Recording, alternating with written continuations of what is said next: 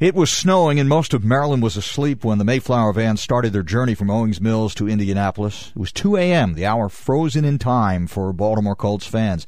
Mike Gibbons, executive director of the Babe Ruth Birthplace and Sports Legends Museum at Camden Yards, is one of the many Marylanders who just have not forgotten. Mike, what was your first reaction when you heard? Well, I think like all of us back then, it was one of disbelief because if you grew up with that team, that franchise, they really had become such a big part of the community, such a big part of our sports landscape around here. And to think that they were no longer, that the horseshoes wouldn't be something we'd be rooting for anymore, it was beyond belief. And really, I think it made you cry. People got really emotional about the whole thing. Sports Legends Museum has assembled an honorable collection and recollection of the Baltimore Colts, and part of the exhibit is the snowy departure. What's going on today there at the museum as fans recall that night? One of the ways that we commemorate that move is by showing an edited-down version of Barry Levinson's film that showed on ESPN, The Band That Wouldn't Die.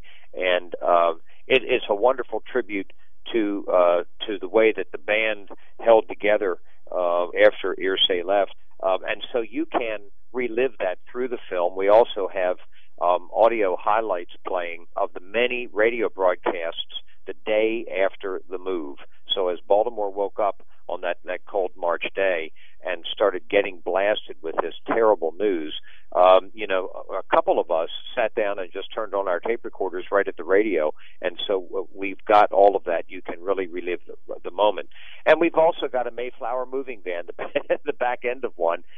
Mayflower was the unfortunate company that did cart the Baltimore Colts to Indianapolis, and so we have recreated that with the back end of a van with the correct Virginia license plate that actually came in to Owings Mills and took us away.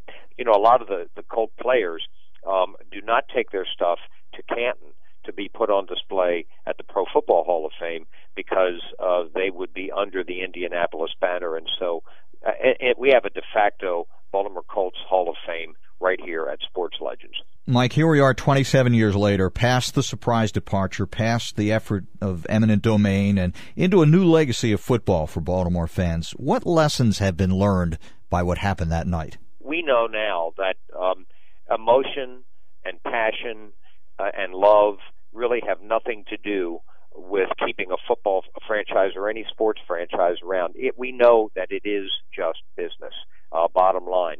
And so that you really have to protect, cherish, and covet what you've got when you've got it. Well said. We've seen it. Mike Gibbons, Executive Director of the Babe Ruth Birthplace and Sports Legends Museum, thanks for helping us to mark this dark day in Baltimore sports history. John Patti, WBAL and WBAL.com.